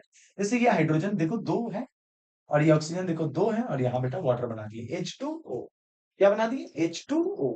देखो ये देखो दो हाइड्रोजन और ये ऑक्सीजन, क्या बना दिए? 2H2O। दो हाइड्रोजन और दो ऑक्सीजन मिलकर बनाया। तो क्लियर हो गया बेटा, दो हाइड्रोजन, H2 के मॉलिक्यूल्स दो और ऑक्सीजन क्या मिला दिए? वाटर बना। तो देख बेटा मॉलिक्यूल्स क्या होते हैं? जब एटम्स आपस में एग्रीगेट हो जाए, जैसे दो एटम्स सिंगल नहीं है, साथ साथ है, तो उसे क्या बोलेंगे? मॉलिक्यूल्स। चलिए, अब आता है बेटा molecules of element. Molecules of, अब आती है बात बेटा सबसे इंपॉर्टेंट, कि मॉलिक्यूल्स ऑफ एलिमेंट क्या होता है सर? ये मॉलिक्यूल्स ऑफ एलिमेंट, मॉलिक्यूल्स का मतलब होता है group of atom. Group of atom, group of atom क्या बनाते हैं सर? मॉलिक्यूल्स बनाते हैं। ग्रुप ऑफ एटम क्या बनाते हैं बच्चा मेरा बाबू, सोना बाबू? ग्रुप ऑफ एटम क्या बनाते हैं? मॉलिक्यूल्स बनाते हैं। अब देख, molecules of elements are made up of same type of, यानी किसी भी एलिमेंट्स के जो मॉलिक्यूल्स बनते हैं वो एक ही प्रकार के एटम के मिलने से बनते हैं। यानी कोई भी अलग अलग एटम नहीं कंबाइंड होता, एक ही एटम से आपस में कंबाइंड होकर मॉलिक्यूल्स बनाते हैं। अगर एक दूसरे एलिमेंट का एटम, एक दूसरे एलिमेंट का एटम, एक दूसरे एलिमेंट का एटम कंबाइंड होकर मॉलिक्यूल्स नहीं बनाएंगे। एक ही एटम, एलिमेंट्स के एटम कंबाइंड होकर मॉलिक्यूल्स बनाते हैं। सम एलिमेंट्स, हीलियम और argon, have single atom molecule. कुछ बेटा एलिमेंट्स ऐसे होते हैं जिसमें सिंगल एटम मॉलिक्यूल्स होता है, मतलब वो ग्रुप में नहीं पाया जाता है। Some elements, oxygen, are diatom. लेकिन ऑक्सीजन का एटम ऐसा है जिसमें दो एक साथ पाए जाते हैं। जैसे देखो, ऑर्गन और हीलियम के एटम्स कैसे होते हैं? ये सिंगल पाए जाते हैं, कहीं भी डबल आपको नहीं मिलेंगे। अच्छा, ऑक्सीजन, हाइड्रोजन और नाइट्रोजन, ये बेटा कपल यानी डबल पाए जाते हैं। दो हाइड एटम एक साथ, इसको समझो। यानी ऑर्गन बेटा, ऑर्गन भी एटम से मिलकर बना हुआ है, हीलियम भी एटम से मिलकर बना हुआ है, लेकिन एक एटम और दो एटम पास पास नहीं रहते, हम पास पास नहीं है। लेकिन ऑक्सीजन, हाइड्रोजन, नाइट्रोजन में दो एटम एक साथ होते हैं। और क्लोरीन में भी बेटा दो एटम एक साथ होते हैं, फास्फोरस में तीन होते हैं, टेट्राएटॉमिक है। और सल्फर में चार से ज्यादा होते हैं, मतलब दो से ज्यादा, दो तीन चार पांच छह सात आठ तक होते हैं, मैं तुम लोगों को बता दिया। सल्फर में आठ आठ एटम एक साथ पाए जा सकते हैं। देखो, ozone is a form of oxygen with three atom, यानी जब तीन ऑक्सीजन एक साथ पाए जाएंगे तो वहां पे ओजोन होता है। अब सुन, मॉलिक्यूल्स में बेटा एटम्स कंबाइंड होते हैं। मॉलिक्यूल्स में क्या होते हैं? ग्रुप ऑफ एटम होते हैं, कभी दो एटम, कभी तीन एटम, कभी चार एटम। कभी दो एटम मिलकर मॉलिक्यूल्स बनाते हैं, कभी तीन एटम मिलकर मॉलिक्यूल्स बनाते हैं, कभी चार एटम मॉलिक्यूल्स बनाते हैं। मैं बोलूं S4, ये S4 मॉलिक्यूल्स है, इसका मतलब होता है कि चार सल्फर एक साथ। मैं बोलूं O2, तो O2 मॉलिक्यूल्स है, इसका मतलब होता है दो ऑक्सीजन एक साथ। O2 का मतलब क्या है? 2 ऑक्सीजन एक साथ। S4 का मतलब 4 ऑक्सीजन एक साथ। तो नौ अच्छा, S4 का मतलब 4 सल्फर एक साथ, सॉरी। S4 का मतलब 4 सल्फर एक साथ। यानी सल्फर के 4 एटम एक साथ हैं, ऐसे। तो देख, the number of atoms in a molecules. बेटा किसी मॉलिक्यूल्स के अंदर जो नंबर ऑफ एटम्स होते हैं उसे बोलते हैं एटॉमिसिटी। Important, IMP। मॉलिक्यूल्स के अंदर जो नंबर ऑफ एटम्स होते हैं उसे बोलते हैं एटॉमिसिटी। जैसे एस फोर के मॉलिक्यूल्स में कितने एटम्स? 4। तो ये बेटा एस4 का मॉलिक्यूल्स है, नंबर ऑफ एटम्स 4 है, इसकी एटॉमिसिटी 4 है। और बेटा जिसमें 2 एटम एक साथ होते हैं उसे बोलते हैं डाइएटॉमिक, 3 वाले को टेट्राएटॉमिक, और जिसमें 3 से भी ज्यादा है उसे बोलते हैं पॉलीएटॉमिक। और सल्फर क्या है? पॉलीएटॉमिक। तो ये ध्यान रखना। मॉलिक्यूल्स के अंदर जितने नंबर ऑफ एटम्स होते हैं उसे हम बोलते हैं बेटा क्या? मॉलिक्यूल्स के अंदर जो नंबर ऑफ एटम्स होते हैं उसे बोलते हैं क्या? मॉलिक्यूल्स के अंदर जो नंबर ऑफ एटम्स होते हैं उसे बोलते हैं एटॉमिसिटी। उसे बोलते हैं मेरा बाबू, मेरा सोना बच्चा, उसे बोलते हैं एटॉमिसिटी। उसे बोलते हैं एटॉमिसिटी। रात के 1 बज चुके हैं, हालत हो चुकी है खराब, और 15 पेज का और रिकॉर्डिंग बचा हुआ है। ये देखो बेटा, 2 हाइड्रोजन, हम जन्मों के साथी, हम साथ साथ हैं। ऑक्सीजन भी बेटा 2 को एक साथ, ये ऑक्सीजन O2 का मॉलिक्यूल्स, ये N2 का मॉलिक्यूल्स, ये क्लोरीन के 2 मॉलिक्यूल्स, ये सल्फर के देखो बेटा स्ट्रक्चर 2 4 6 8 एक साथ है। ये दिखने में ऐसे होते हैं, ये इनका फ्रंट व्यू है, ये साइड व्यू है। हर तरह का व्यू देखो, 2 सल्फर भी एक साथ पाए जाते हैं, कभी 4 सल्फर एक साथ, कभी 6 सल्फर एक साथ, कभी 8 सल्फर एक साथ। तो 8 सल्फर एक साथ हो तो उसकी एटॉमिसिटी 8 होगी। जब 6 सल्फर एक साथ हो तो उसकी एटॉमिसिटी 6 होगी। अच्छा, S6 कौन है? S6 कौन है? मेरा बेबू कौन है रे तू? मॉलिक्यूल्स हूं मैं, मॉलिक्यूल्स हूं मैं। और मॉलिक्यूल्स किससे मिलकर बना होता है बेटा? एटम से। एटम से सर, मॉलिक्यूल्स किससे मिलकर बना होता है बाबू? एटम्स। क्लियर ना? ठीक है। तो ये मॉलिक्यूल्स को आप देख लो, मॉलिक्यूल्स एटम से मिलकर बने होते हैं, और कोई भी मॉलिक्यूल जितने एटम से मिलकर बना होता है उसे एटॉमिसिटी का, एटॉमिसिटी का, एटॉमिसिटी का। अब देख बेटा, अब आता है मॉलिक्यूल्स ऑफ एलिमेंट्स। अब ये मॉलिक्यूल्स आपस में मिलते हैं, एलिमेंट्स के अंदर भी मिलते हैं। जैसे ये देखो H2O, H2O में H2 का मॉलिक्यूल्स और ऑक्सीजन सिंगल। अमोनिया में H3, यानी 3 हाइड्रोजन एक साथ है। CO2 में ऑक्सीजन डायटोमिक है, 2 मॉलिक्यूल्स एक साथ है। अच्छा, अगर किसी भी मॉलिक्यूल्स में 2 एटम है तो उसे बोलते हैं डायटोम। 3 है तो टेट्राएटॉमिक, और 3 से ज्यादा है तो पॉलीएटॉमिक। देखो, molecules of compound form when different elements join in fixed ratio।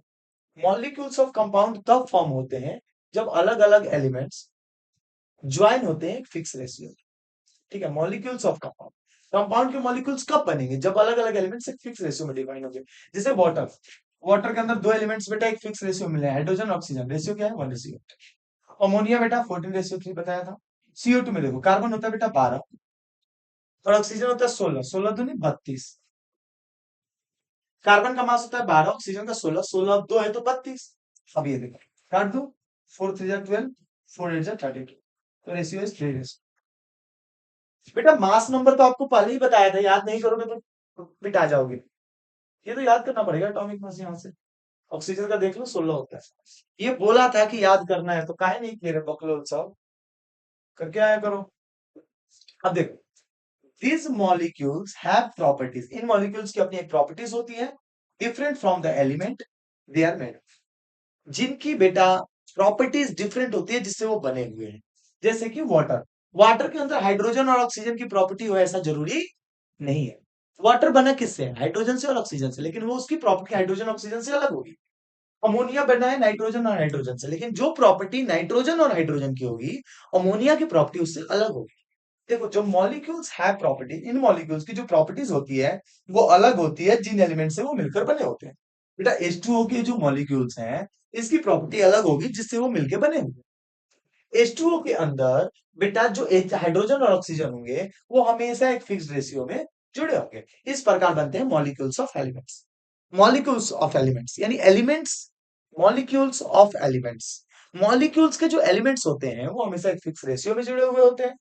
Molecules के जो एलिमेंट्स होते हैं जिससे वो कंपाउंड बनाता है, molecules of different form the elements they are made of, उनकी जो प्रॉपर्टी होती है वो अलग हो जाती है। ठीक है, चलो आगे बढ़ते हैं। अब आता है आयंस। अब बेटा जी, अब हमने बोला कि एटम मिलके मॉलिक्यूल्स बनाते हैं, ठीक उसी प्रकार मेरा बच्चा, मेरा बाबू, एटम्स मिलके आयंस भी बनाते हैं। एटम्स मिलके क्या बनाते हैं? आयंस। अब देखो, आयंस कैसे पार्टिकल्स होते हैं? Charge particles, formed when atoms gain और लॉस इलेक्ट्रॉन्स। और यही एटम्स जब इलेक्ट्रॉन्स को गेन कर लेते हैं या लूज कर देते हैं तब ये बनाते हैं आयंस। क्या बनाते हैं? आयंस। उसमें आता है एक केटायन और दूसरा आता है एनायन।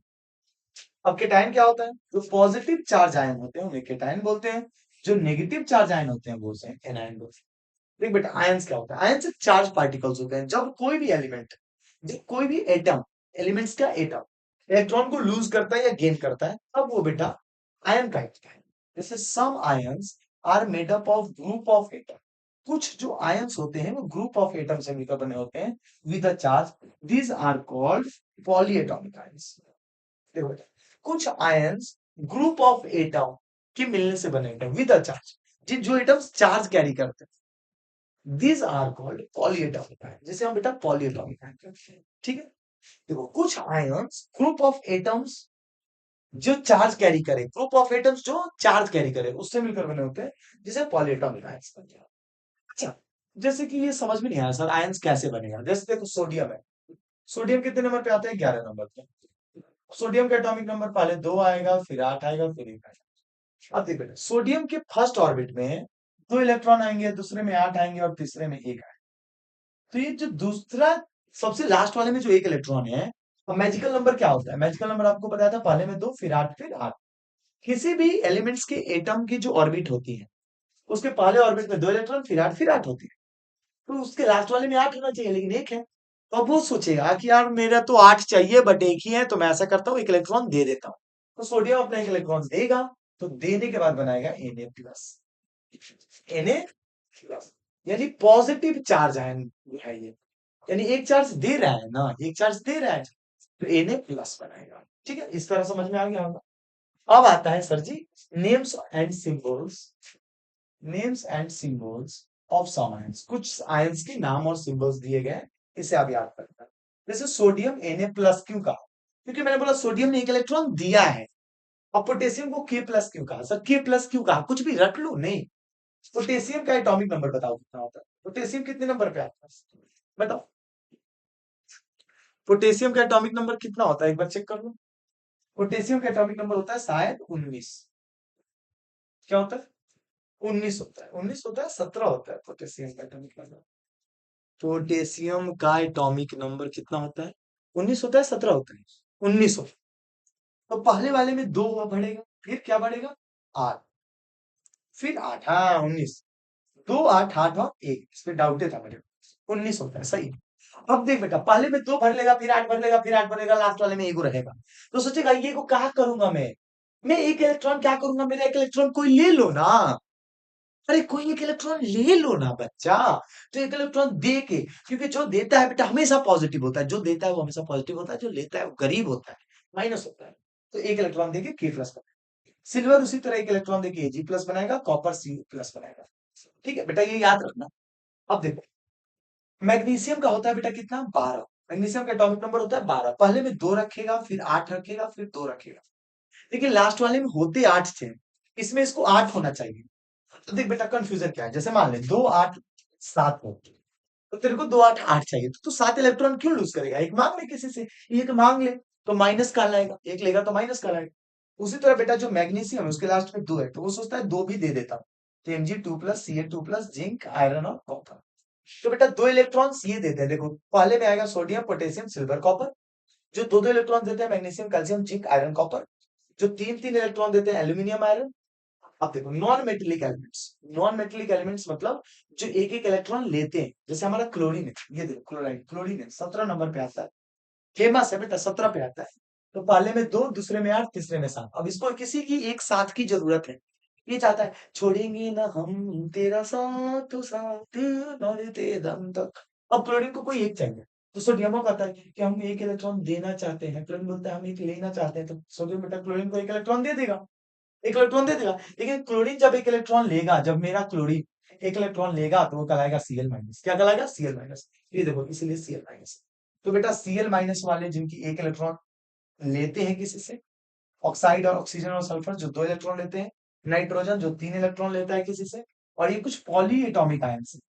पॉली एटॉमिक आयंस में क्या होता है कि 2 एलिमेंट्स होते हैं और दोनों पे चार्ज कैरी होता है, जैसे ammonia NH4 plus OH minus NO3 minus. यानी 2 एलिमेंट्स विद चार्ज जब होते हैं उसको बोलते हैं फुल एटॉमिक मास। तो ये बेटा आप लोग याद कर लेना, किसके +1 होते हैं, किसके -1 होते हैं। तो ये सब बेटा +2 वाले हैं, 2 प्लस वाले हैं, यानी दो दिए हैं, +2 है। और ये +1 वाले, और ये -1, ये -2 वाले, ये -3 वाले, ये +3 वाले, +3 वाले जिन्होंने दिया है, -3 वाले जिन्होंने लिया है। तो ये बेटा आयंस का नाम याद होना जरूरी है, अगर ये नहीं याद है तो आप गड़बड़ कर रहे हो और फिर फंसोगे। अब आता है वैलेंसी। अब क्या आता है सर जी? अब आता है गुरुजी वैलेंसी। वैलेंसी क्या कहता है? Valency is the number of electrons an atom can gain, lose और share to make a bond. Valency होता है बेटा नंबर ऑफ इलेक्ट्रॉन्स जिसकी जरूरत होती है एटम, जितने नंबर ऑफ इलेक्ट्रॉन्स को गेन करने की जरूरत होती है, लूज करने की जरूरत होती है बॉन्ड बनाने के लिए। जैसे सबसे पहले ये ऑक्सीजन को देखो। ऑक्सीजन के लास्ट ऑर्बिट में है यहाँ 2 electron, 3 electron, 4 electron, 6 electron, 6 electron. तो बेटा देख, जो number of electron in outermost shell called valency, valence electron, valence electron. किसी भी एटम के, बेटा किसी भी एटम के जो अंतिम ऑर्बिट में नंबर ऑफ इलेक्ट्रॉन्स होते हैं उसे वैलेंस इलेक्ट्रॉन्स बोलते हैं, और उसको जितने इलेक्ट्रॉन्स लेने या देने की जरूरत होती है उसे वैलेंसी बोलते हैं। समझ पहले इस बात को। जैसे ये ऑक्सीजन दिख रहा है, इसमें 2 3 4 5 6 इलेक्ट्रॉन है, तो नंबर ऑफ इलेक्ट्रॉन 6 है। तो वैलेंस इलेक्ट्रॉन कितने होंगे? देखो वैलेंस इलेक्ट्रॉन 6, लेकिन वैलेंसी 2 है। वैलेंसी 2 क्यों है समझो, क्योंकि ऑक्सीजन के लास्ट वाले ऑर्बिट में 6 इलेक्ट्रॉन है। अब इसे या तो 6 इलेक्ट्रॉन दे दे, 6 इलेक्ट्रॉन किसी को दे दे 6 इलेक्ट्रॉन, लेकिन देने में बहुत दर्द होता है। ज्यादा इलेक्ट्रॉन हो तो देने में दर्द नहीं होगा, तो लेना आसान है, 2 इलेक्ट्रॉन ले लो, किसी कुछ से मांग लो। तो वैलेंसी 2 हो गई। सिंबल O होता है, एटॉमिक नंबर 8 होता है, नाम इसका ऑक्सीजन है। देखो एग्जांपल के तौर पे हाइड्रोजन की वैलेंसी 1 है, ऑक्सीजन की वैलेंसी 2 है। अच्छा, अब ऑक्सीजन के अंतिम ऑर्बिट में इलेक्ट्रॉन्स कितने हैं? 6। लेकिन तब भी वैलेंसी 2 क्यों है? क्योंकि इसको खुश होने के लिए 2 और चाहिए। मुझे कोई और 2 इलेक्ट्रॉन दे दो, मैं खुश हो जाऊं। तो valency is the number of electrons required. Valency वो होता है जो नंबर ऑफ इलेक्ट्रॉन्स रिक्वायर्ड होता है, या तो देना है नहीं तो लेना है, जिससे कि एटम सेटिस्फाइड हो जाए, उसे बोलते हैं वैलेंसी। जैसे अपना नाइट्रोजन है, नाइट्रोजन का एटॉमिक नंबर देखो 7 होता है। तो नाइट्रोजन के पहले ऑर्बिट में 2 इलेक्ट्रॉन, और दूसरे में 5 आ जाएगा, 1 2 3 4 5। तो 2,5 होता क्या है? मैजिकल नंबर होता है 2,8,8। तो यहाँ 8 होना चाहिए। अब इसके पास नाइट्रोजन के वैलेंस इलेक्ट्रॉन बताओ कितनी है? तो नाइट्रोजन के वैलेंस इलेक्ट्रॉन हो जाएगा 5। क्यों होगा? क्योंकि लास्ट वाले ऑर्बिट में 1 2 3 4 5 इलेक्ट्रॉन है। लास्ट वाले ऑर्बिट में 5 इलेक्ट्रॉन है, तो 5 हो गया वैलेंस इलेक्ट्रॉन।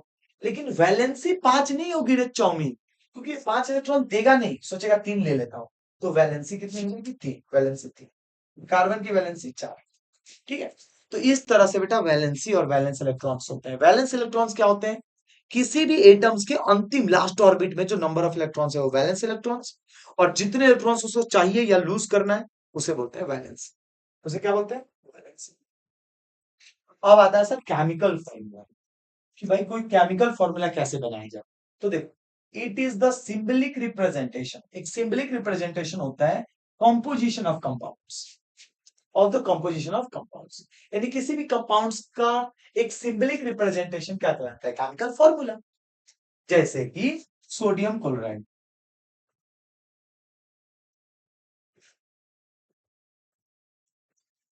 को क्या लिखते हैं? NaCl। तो NaCl is a chemical formula. NaCl क्या हो गया? केमिकल फॉर्मूला हो गया। कैरेक्टरिस्टिक्स ऑफ केमिकल फॉर्मूला कैसे लिखेंगे? सबसे पहले पहला, वैलेंसीज और charge must be balance. Valence और चार्ज जो होते हैं वो सबसे पहले बैलेंस होना जरूरी है।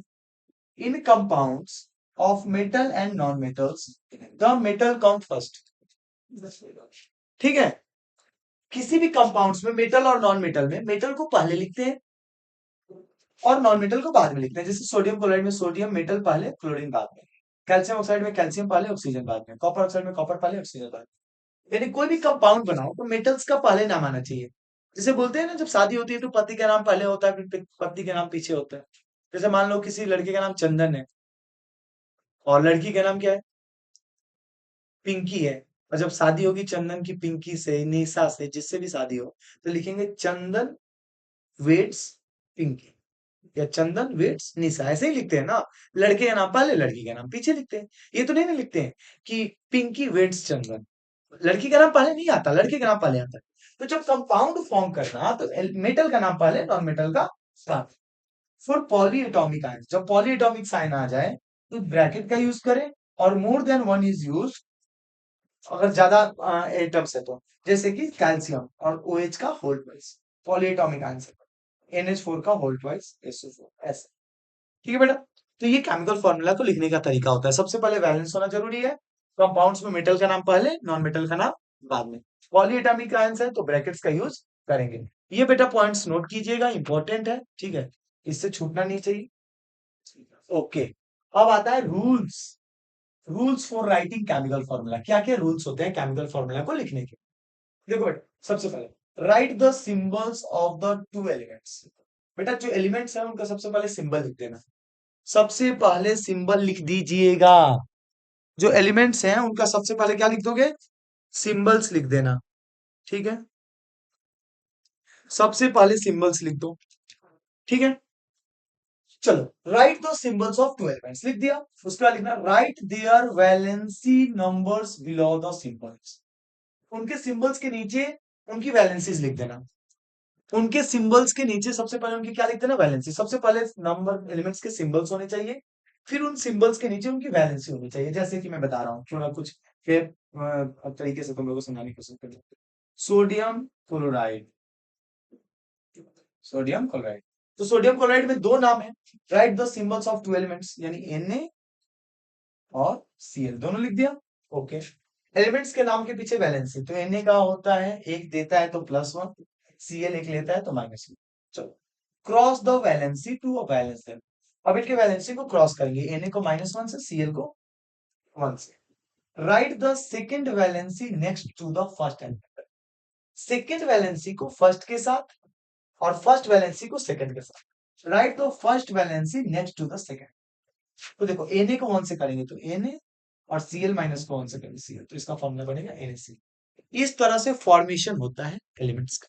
ठीक, सबसे पहले दो एलिमेंट्स है, उनका सिंबल, सिंबल के नीचे वैलेंसी, वैलेंसी का पहले एलिमेंट्स की वैलेंसी को दूसरे के साथ, दूसरे एलिमेंट्स की वैलेंसी को पहले के साथ क्रॉस करके नाम लिख दिया जाता है।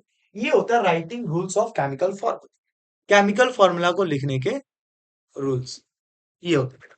तो क्लियर है, चीजें समझ में आ गई, ठीक है। चलो स्क्रीनशॉट लीजिए, आगे बढ़ते हैं। अब बेटा अलग अलग फॉर्मूले आ जाएंगे जिनको हमें समझना है। जैसे कि आ गया फॉर्मूला ऑफ हाइड्रोजन क्लोराइड। तो सबसे पहला रूल क्या कहता है कि सिंबल लिखो। सबसे पहले क्या लिखेंगे, सिंबल लिखते हैं। तो सिंबल में एक हाइड्रोजन आएगा, क्लोराइड यानी क्लोरीन आएगा, उसके नीचे क्या लिखेंगे, वैलेंसी। अब अगर वैलेंसी अगर आपने याद किया है इस वाले सीट में, इस वाले सीट में अगर आपने वैलेंसी याद किया है, तो हाइड्रोजन हाइड्रोजन हाइड्रोजन +1, यानी ससुरा एक लिया है। और क्लोरीन की वैलेंसी अगर हमने बात की है, क्लोरीन क्लोरीन क्लोरीन किधर है, क्लोरीन किधर है, क्लोरीन किधर है, तो इसका भी वैलेंसी कितना है, 1। इसकी भी वैलेंसी कितनी है, 1।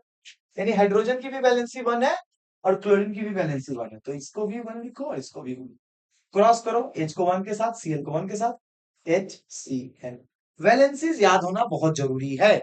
इस तरह फॉर्मूला बन गया H। अब अगला देखिएगा, अगला है फॉर्मूला ऑफ हाइड्रोजन सल्फाइड। तो बेटा बताओ सिंबल्स क्या है, सिंबल है हाइड्रोजन और सल्फर। और अगर आपको वैलेंसी नहीं भी याद है, अगर आपको एटॉमिक नंबर याद है, तो आप चीजों को कर लोगे। उसके बाद नीचे वैलेंसी लिखो, वैलेंसी। अब हाइड्रोजन का तो आपने याद कर लिया है, हाइड्रोजन का बेटा तो आपने याद कर लिया, एक होता है, लेकिन सल्फर का क्या होता है, दो होता है। अब हाइड्रोजन को दो के साथ, सल्फर को एक के साथ। एच हाइड्रोजन दो यानी H2, सल्फर एक यानी S, फॉर्मूला H2S। क्लियर है, हो गया खत्म। अब बताओ ये खुद से करोगे, carbon tetra chloride, carbon tetra chloride. Symbol बताओ, ये थोड़ा अलग है, मैं करवा देता हूँ सिंबल।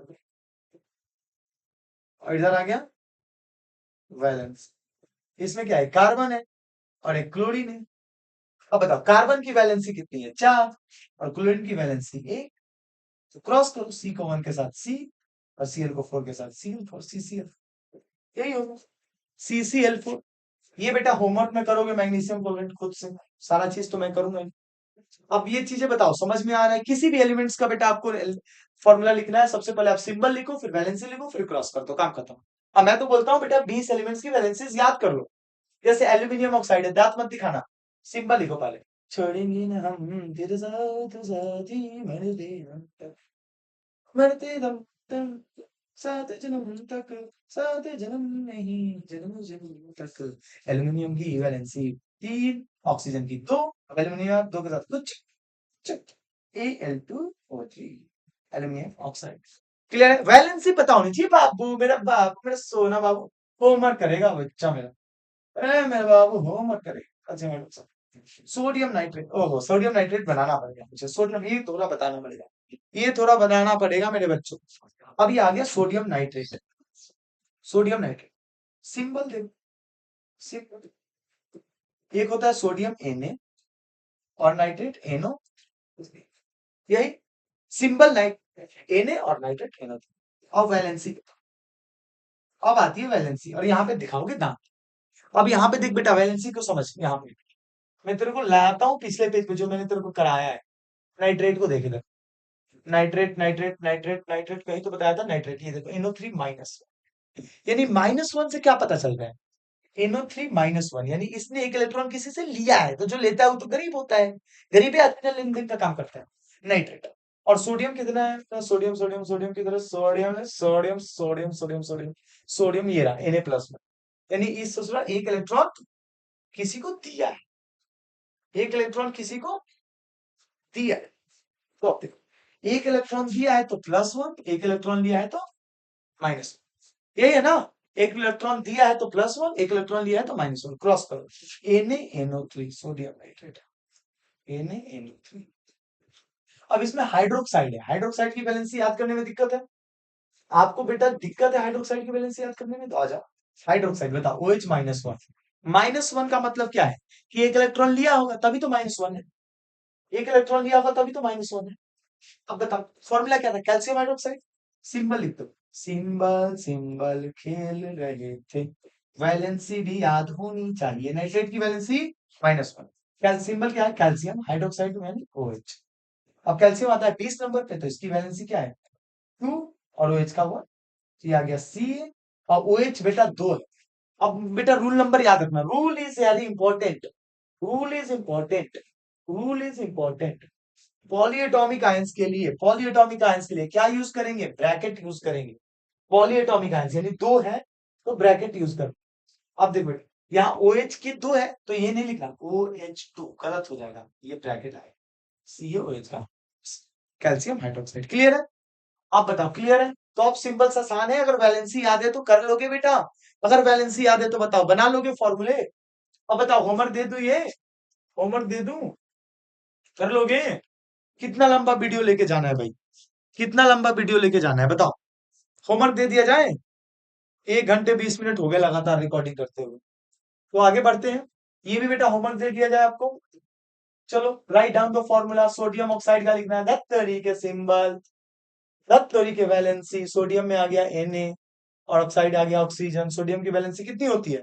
सोडियम आती है 2 8 1 होगा, और ऑक्सीजन का कितना होगा? 2 और 6, यानी 2 होगा। तो ये क्रॉस करो, क्रॉस करोगे तो Na जाएगा 2 के साथ, और ये ऑक्सीजन Na2 सोडियम ऑक्साइड। बाकी एल्यूमिनियम क्लोराइड। ये तीनों होमवर्क में बनाओ, चलो फास्ट, चलो जल्दी से। इसमें क्या था? SY सिंबल लिखा हूं बेटा, ये कंफ्यूज मत होना। सोडियम ऑक्साइड में सिंबल एक सोडियम है और एक ऑक्सीजन है। तो बताओ डन है? हलवा है? बताओ कितना टाइम लिया जाए इस पे? चलो सर, अब आ गया मॉलिक्यूलर मास, अब आ गया molecular mass. Molecular mass is the total mass of all atoms in a molecules.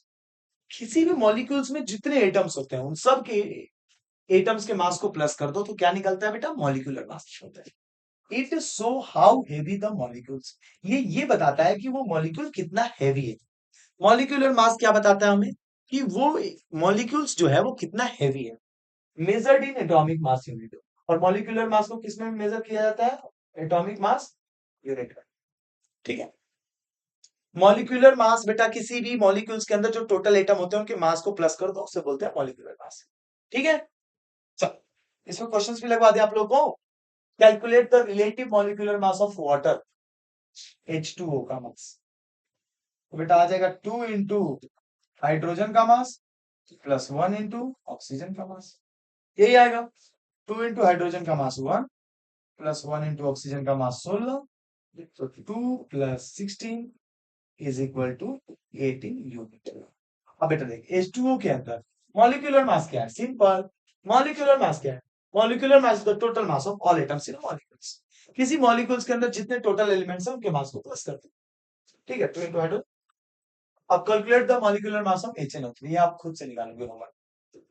Hydrogen का मास आपको पता है 1 होता है, नाइट्रोजन का बेटा 14 होता है, और ऑक्सीजन का 16 होता है। अब तो बताएंगे क्या लिखोगे, कैसे करोगे। 1 इंटू हाइड्रोजन का मास, 1 इंटू नाइट्रोजन का मास, 3 इंटू ऑक्सीजन प्लस कर दो। बताओ कर लोगे। 1 इंटू हाइड्रोजन का मास 1, 1 इंटू नाइट्रोजन 14, 3 इंटू ऑक्सीजन 16, ठीक है। ये तो खुद से कर। चलो बेटा आगे बढ़ते हैं, उत्तम चैप्टर बेटा। अब आता है फॉर्मूला यूनिट मास। क्या आता है, formula unit mass. Molecular mass किसी भी मॉलिक्यूल्स के अंदर ऑल एटम्स जो होते हैं उनको प्लस कर दो, मॉलिक्यूलर मास। मतलब फॉर्मूला यूनिट मास और मॉलिक्यूलर मास में कुछ डिफरेंस है, कुछ डिफरेंस नहीं है, दोनों एक ही है बेटा, कुछ नहीं। Formula unit mass is the sum of atomic mass of all atoms present in a formula. Unit of ionic compounds, किसी भी आयोनिक कंपाउंड्स की जो फॉर्मूला है उस फॉर्मूला के सब मास को प्लस कर दो तो फॉर्मूला यूनिट मास निकलेगा। It is just like a molecular mass, बिल्कुल मॉलिक्यूलर मास की तरह होता है, but use for compounds made up of ions. लेकिन ये उनके लिए यूज किया जाता है जो कंपाउंड्स आयन से मिलकर बने, लाइक NaCl। NaCl का मास निकालने के लिए 23 प्लस फैट 35.5, यानी 1 इंटू Na का मास प्लस 1 इंटू Cl का मास। अब Na का मास आ गया 23 और Cl का होता है 35.5, प्लस कर दो 58। सेम ही फॉर्मेट है। इसके लिए आपको पता होना चाहिए क्या सबसे इंपॉर्टेंट, इसके लिए आपको पता होना चाहिए एटॉमिक मास। अगर पता नहीं है तो बेटा गड़बड़ है। एटॉमिक मास पता होगा तभी तो बना पाओगे। बताओ, एटॉमिक मास पता होना बहुत जरूरी है इसके लिए। ओके, अब बढ़ते हैं अगले question. Calculate the formula unit mass of CaCl2। ये करूंगा नहीं, तुम ही करो। कैसे करोगे बेटा, 1 इंटू Ca का मास यानी mass of Ca, 1 into mass of Ca plus 2 into mass of Cl। अब Ca बेटा आता है 20 नंबर पे, कर ही देता हूं, तो 1 इंटू 40 प्लस 2 इंटू Cl का मास 35.5।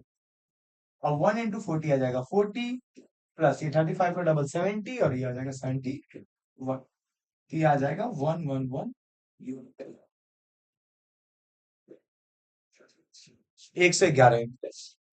इस तरह से बेटा हमने कर लिया चैप्टर कंप्लीट। हमारा जो एटम एंड मॉलिक्यूल्स चैप्टर है पूरा टोटली कंप्लीट हो गया। तो कमेंट बॉक्स में बताइएगा जरूर कि वीडियोस कैसा लगा, समझ में आया ईच एंड एवरी सेक्शंस। बेटा दूसरी इंपॉर्टेंट बात कि डिस्क्रिप्शन बॉक्स में आपको ड्रॉप किया जाएगा इस पूरे चैप्टर का 37 पेज का PDF। तो आपको टेंशन लेने की जरूरत नहीं है। अगर वीडियोस अच्छी लगी होगी तो अपने दोस्तों के बीच में भी शेयर जरूर कीजिएगा। जल्दी आप लोगों के बीच में मैं मिलूंगा एक नए चैप्टर के साथ, जो कि होगा हमारा केमिस्ट्री का सबसे लास्ट चैप्टर। उसके बाद हमारा केमिस्ट्री डन हो जाएगा। उसके बाद आपके संदीप सर लेकर आएंगे आप लोगों के लिए हर चैप्टर्स के इंपॉर्टेंट क्वेश्चंस जो कि है आपके एग्जाम में इंपॉर्टेंट है। लेकिन उससे जरूरी मेरे प्यारे बच्चा, मेरा बाबू, उससे जरूरी क्या है, उससे जरूरी है कि आप सबसे पहले चैप्टर्स के नोट्स प्रिपेयर कीजिए, चैप्टर्स को समझिए। अगर आप समझ जाओगे तो एग्जाम्स में फोड़ के आओगे, कर के आओगे। ठीक है, तो आज के लिए इतना ही, मिलते हैं अगले क्लास में, तो बाय बाय।